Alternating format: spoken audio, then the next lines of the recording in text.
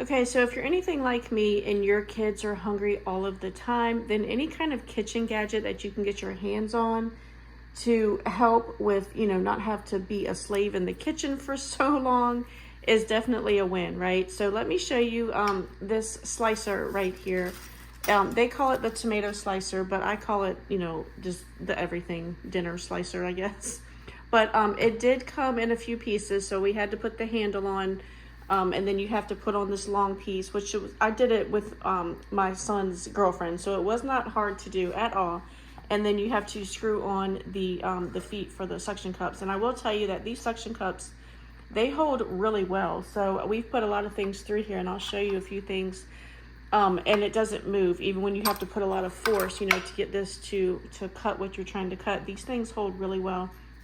And then obviously it comes with the blade. When you put it on, just make sure that the serrated part is obviously facing in because you want it to cut, right? So you'll just put it in there just like that. And then you just take these and you screw it right on. So you can see how easy it is to put on. It's that easy to take off. So it's really easy to clean.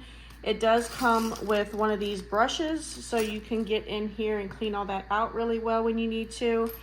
But let me show you a few things that we have cut with it.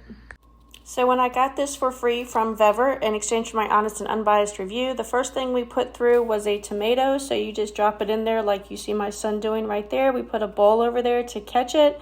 And then you just simply push it right through and it slices them perfectly. Perfect for a hamburger type cookout meal.